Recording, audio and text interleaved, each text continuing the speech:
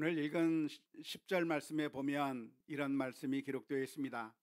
하나님의 뜻대로 하는 근심은 후회할 것이 없는 구원에 이르게 하는 회개를 이루는 것이요, 세상 근심은 사망을 이루는 것이니라 라고 표현하고 있습니다.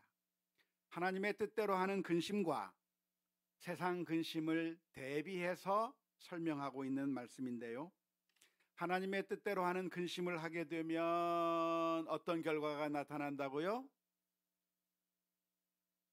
까먹었습니까 벌써? 구원에 이르는 회개를 이루는 것이다. 구원을 이룬다. 회개를 이룬다. 하나님의 뜻대로 하는 근심은 구원으로 인도하고 회개로 인도하는 것인데, 세상 근심은 어디로 인도하는가? 사망으로 인도한다고 대비시켜서 설명하고 있습니다. 따라서 이 세상에 두 가지 종류의 근심이 있을 것인데, 하나님의 뜻대로 하는 근심과 세상 근심으로 나눌 수 있겠는데, 이 두 가지 근심 중에서 우리가 해야 한다고 한다면 어떤 근심을 해야 할까요? 두말하면 잔소리죠. 세상 근심을 할 게 아니라 하나님의 뜻대로 하는 근심을 해야 할 겁니다. 왜냐하면 하나님의 뜻대로 하는 근심은 우리를 살릴 것이기 때문에 그렇습니다. 그렇다고 한다면 도대체 하나님의 뜻대로 하는 근심은 무엇이고 세상 근심은 무엇일까요? 하나님의 뜻대로 하는 근심이 무엇이고 세상 근심이 무엇일까요? 이 말씀은 우리가 영적인 일에만 신경을 써야 하고 영적인 일에만 고민해야 하는 것이지, 이 세상의 일, 이 세상의 먹고 사는 문제로 인해서 염려하거나 근심하거나 생각하거나 하는 것을 하지 말아야 한다고 하는 그런 의미는 아닙니다. 종종 우리 크리스천들은 성경을 이분법적으로 구분해서 그래서 영적인 것과 세속적인 것을 나누고, 그래서 영적인 일은 가치 있고 의미 있고 좋은 것이지만 우리가 먹고 사는 이 세상의 일은 이것은 하찮은 것이고 의미 없는 것이고 아주 더러운 것이라고 그렇게 이분법적으로 생각하는 경향들이 많이 있습니다. 그래서 세상 근심이라고 하는 것은 무엇인가? 어떻게 하면 돈을 많이 벌 수 있을까? 어떻게 하면 좋은 대학에 갈 수 있을까? 어떻게 하면 좋은 비즈니스 결과를 나타낼 수 있을까? 이런 먹고 사는 문제, 이 세상에서 어떻게 하면 성공할 수 있는가라고 하는 문제들은 세상 근심인 반면에, 우리가 어떻게 하면 영적인 부흥을 꿈꿀 것인가? 어떻게 하면 전도할 것인가?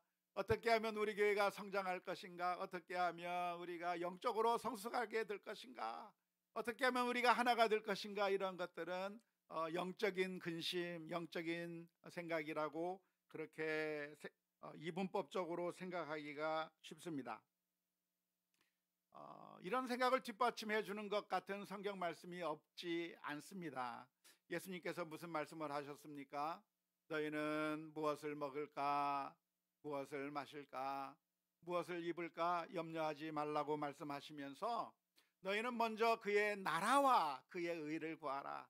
이 세상 일로 염려할 게 아니라 하나님의 나라와 하나님의 의를 위해서 염려하고 구할 것이고, 영적인 일을, 정말 의미 있는 일을 생각할 것이라고 예수님께서 말씀해 주셨기 때문에, 예수님의 이 말씀을 생각해 본다고 한다면 그러면 우리가 이 세상의 일을 생각하는 것보다는 영적인 일에 신경을 많이 써야 되는 것이라고 생각하기가 쉽습니다. 하지만 예수님의 이 말씀은, 그러니까 우리가 이 세상의 일들에 대해서는 신경을 안 써도 된다고 하는 그런 의미의 말씀은 아닙니다. 우리가 이 세상에서 어떻게 먹고 살 것인가?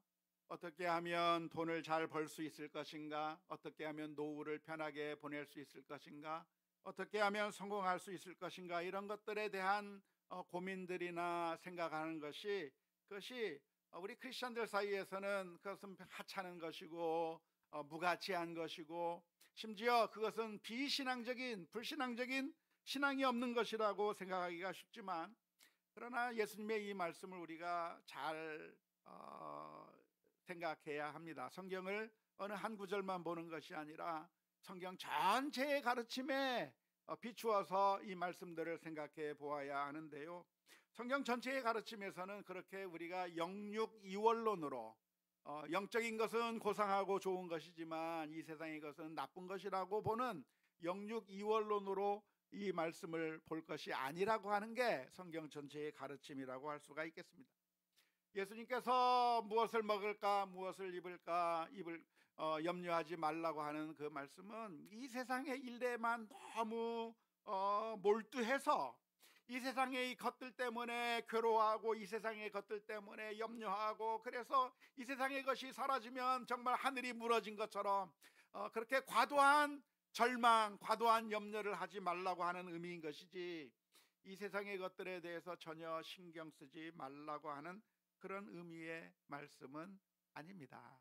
사실 성경에 보면 수많은 믿음의 사람들이 있는데 이 수많은 믿음의 사람들이 영적인 일들만 한 것이 아니라 이 세속적인 일도 참 많이 했습니다. 우리가 참 존경에 맞지 않는 바울 사도는 어떻게 했습니까? 바울 사도는 천막을 만들었어요. 복음을 전하러 다닐 때 나는 복음만 전하겠다, 나는 다른 거 가지 않고 오로지 영적인 일에만 힘쓰겠다고 하면서 그 전도 사역에만 매달린 것이 아니라 오히려 바울 사도는 천막을 만들어서 팔았습니다. 천막을 수선하면서 돈을 벌었습니다. 자신이 먹고 살 문제를 해결하기 위해서 천막을 만들고 수선하는 그 일을 하면서 자신의 생활비를 조달했던 것이죠. 뿐만 아니라 성경에는 무슨 말씀도 있습니까? 데살로니가 후서 3장 10절에서 12절 말씀에 보면 이런 말씀이 기록되어 있습니다.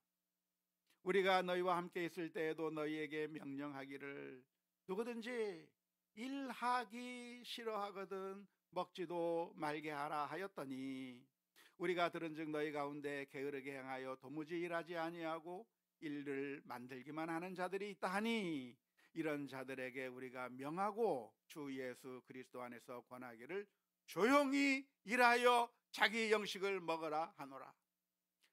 그냥 하나님만 바라보고 일 안 하면서 하나님께서 알아서 먹여주시겠지 하고 그렇게 있는 사람들을 향해서 권면하는 것이 무엇이냐면, 일해라, 일해서 먹고 살아라, 조용히 성실하게 자신에게 주어진 그 일을 잘 감당해서 돈을 벌어야 될 것이고 일을 해야 될 것이라고 권면해 주고 있는 것이죠. 뿐만 아니라 가족을 돌보는 일들은 하찮은 일이 아니라 아주 소중한 일입니다. 디모데전서 5장 8절 말씀에서는 이런 말씀이 기록되어 있죠. 누구든지 자기 친족 특히 자기 가족을 돌보지 아니하면 믿음을 배반한 자요 불신자보다 더 악한 자니라 라고 말씀하고 있습니다. 그러니까 우리 가족들을 돌보기 위해서, 부양하기 위해서 수고해야 하고 돈을 벌어야 되고 또 우리 가족들을 잘 부양하는 일을 감당하는 것이 성도의 마땅한 자세라고 말씀해 주고 있는 것입니다. 따라서 우리가 이 하나님의 뜻대로 하는 근심과 세상 근심을 어떻게 보아야 할 것인가, 이것은 우리가 영적인 일에만 신경 써야 된다, 이 세상 일은 하지 말아야 된다, 그런 의미로 해석할 것은 아닙니다. 그렇다고 한다면 이 하나님의 뜻대로 하는 근심은 무엇이고 세상 근심은 무엇이겠습니까? 그것은 바로 고린도 교회와 바울 사도 간에 있었던 이야기를 우리가 살펴보면서 무엇을 의미하는지 한번 보았으면 좋겠는데요. 바울 사도는 고린도 교회의 문제들을 있는 것을 들었을 때 고린도 교회에 편지를 하나 써서 보낸 적이 있습니다. 그 편지에 고린도 교회 내에서 문제를 일으키는 사람들을 강하게 책망하면서 하나님의 뜻대로 행하지 않는 그런 잘못된 성도들을 향해서 영적으로 책망하고 훈계하면서 그런 일을 이제는 버리고 하나님의 뜻대로 순종하는 삶을 살아라고 엄하게 경고하면서 편지를 보낸 적이 있습니다. 그런데 바울 사도가 그 편지를 보낸 다음에 마음이 편하지가 않은 거예요. 왜 편하지 않았을까요? 왜냐하면 그 편지를 받았을 때 그 편지를 받은 당사자가 과연 바울 사도가 들려준 이 메시지를 잘 받아들이고, 그리고 그 자신의 삶을 고치고, 그리고 좋게 변화될 수도 있겠지만, 때로는 종종 어떤 일들이 일어납니까? 역효과가 일어나는 것이. 안타깝게도 우리가 행하는 모든 충고나 권고들은 선한 결과를 일으키기보다는 역효과를 일으킬 때가 얼마나 많은지 모릅니다. 따라서 바울 사도는 편지를 보내놓고 정말 그 고린도 교회 내에서 문제를 일으키는 그 사람들을 엄하게 책망하고 훈계했는데, 그 편지를 보낸 다음에 마음이 편하지 않았습니다. 혹시 고린도 교회의 이 성도들이 내 편지를 받고 나서 화가 나면 어떡하지? 오히려 나를 죽이겠다고 달려들면 어떡하지? 오히려 이 사람들이 더 잘못된 모습을 보여주면 어떡하지? 바울 사도의 마음 가운데 엄청난 불편한 마음이 생기기 시작했습니다. 그래서 내 선한 의도와는 달리 잘못된 결과를 빚어낼까 봐. 이런 일이 참 얼마나 많습니까? 정말 나는 선한 의도로 이야기한 것인데, 정말 좋은 말로 이야기한 것인데, 받아들이는 사람이 그것을 잘못 받아들여서 오히려 분노하고 오히려 잘못된 길로 가는 경우가 너무나도 많이 있기 때문에 그렇습니다. 그래서 바울 사도는 그 편지를 보내놓고 한편으로 이런 생각이 드는 겁니다. 편지를 보내지 말 걸 그랬나? 괜히 보냈나? 어떡하지? 고민하는 겁니다. 그런데 놀라운 소식이 전해졌습니다. 바울 사도가 보낸 그 편지를 받아든 바로 그 당사자가 바울 사도의 그 편지를 읽으면서 회개하기 시작합니다. 아, 내가 잘못했구나. 내가 하나님 앞에 바로 서지 못했구나. 내가 욕심대로 행했구나. 자신의 모습을 환하게 들여다보게 해주는 그 거울과 같은 편지를 바라보면서 내 모습이 이렇게 더러운 모습이었구나, 그것을 바라보면서 회개했다고 하는 뉴스를 전해 듣게 된 겁니다. 그 소식을 들은 바울 사도가 얼마나 마음속에 안도의 한심을 내쉬게 되었는지 모릅니다. 그 내용이 오늘 고린도후서 7장 8절과 9절 말씀에 기록되어 있습니다. 그러므로 내가 편지로 너희를 근심하게 한 것을 후회하였으나 지금은 후회하지 아니함은 그 편지가 너희로 잠시만 근심하게 한 줄을 알미라.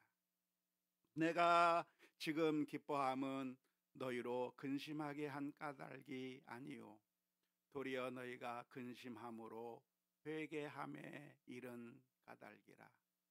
너희가 하나님의 뜻대로 근심하게 된 것은 우리에게서 아무 해도 받지 않게 하려 함이라.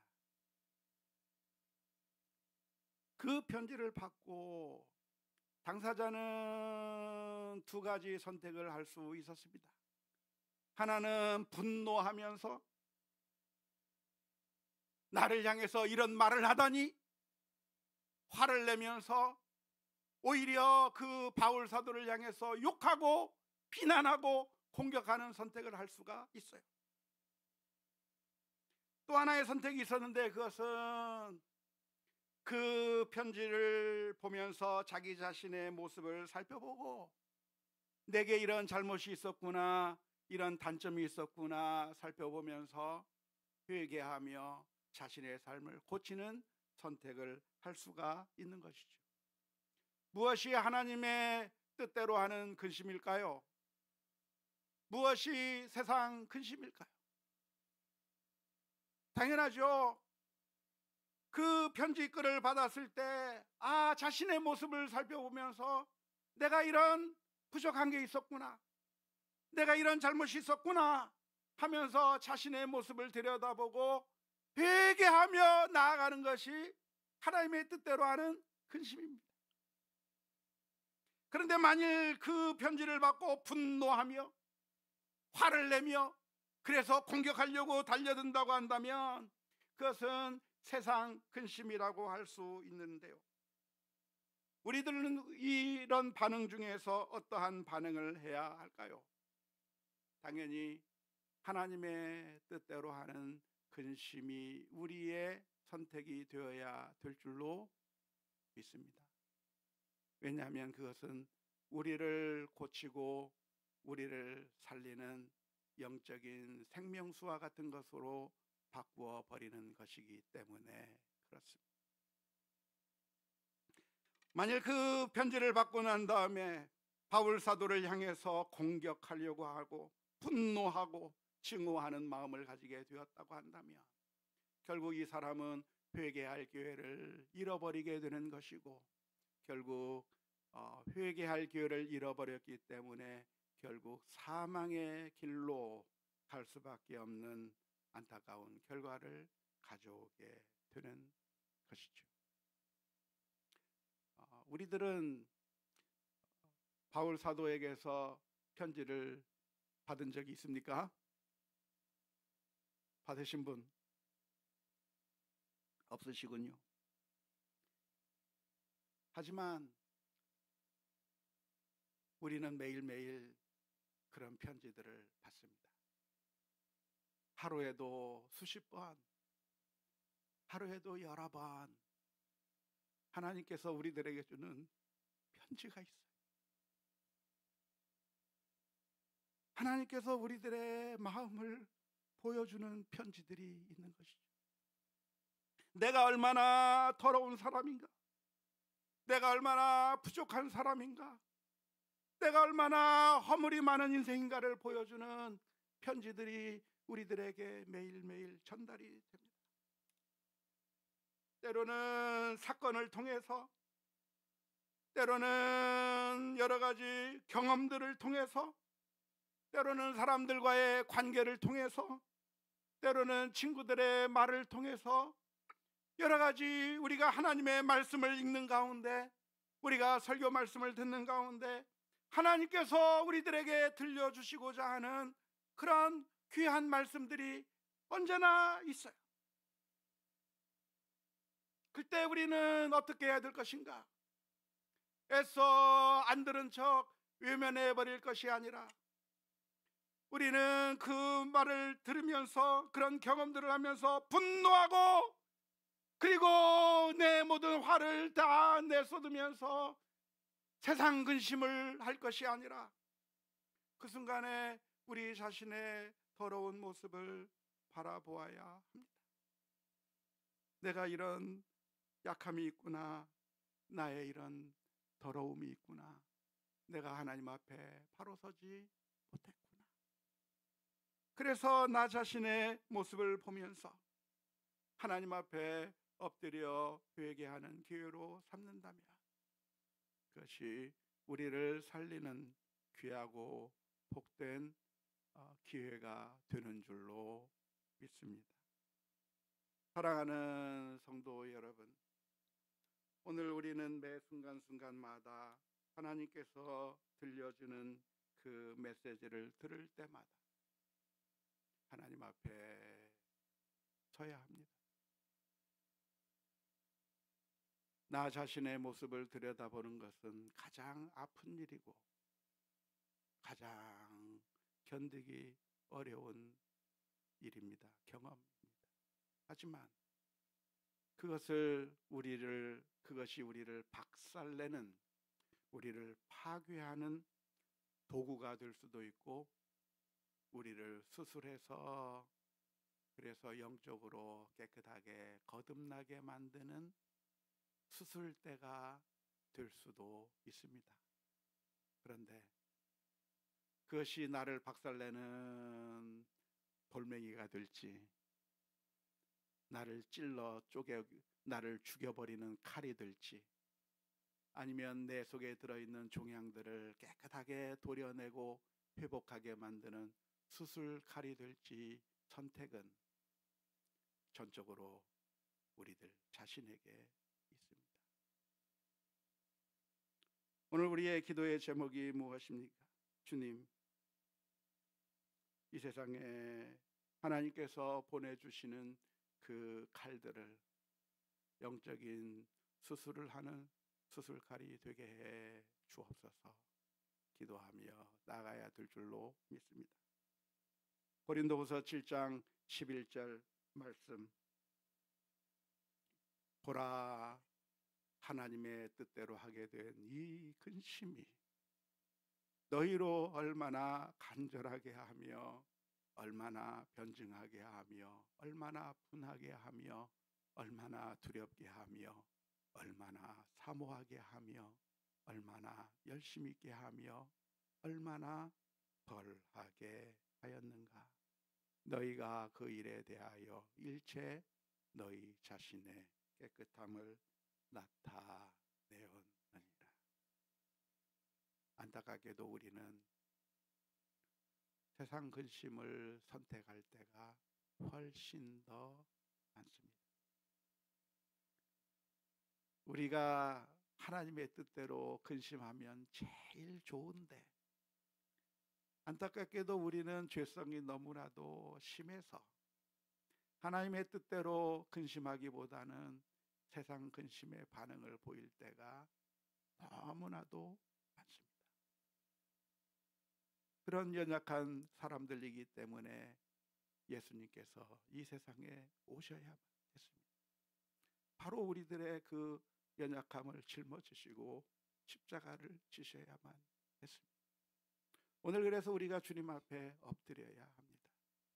예수 그리스도의 십자가에 엎드려 기도하면서 주님, 주님의 보혈의 피로 제 마음을 씻어주시고 그 완악한 마음을 제거해 주시고 정말 주님께서 기뻐하시는 하나님의 뜻대로 하는 선택을 할 수 있게 해 주옵소서. 날마다 기도하며 나아가는 우리 모두가 다 될 수 있기를 주님의 이름으로 축원합니다.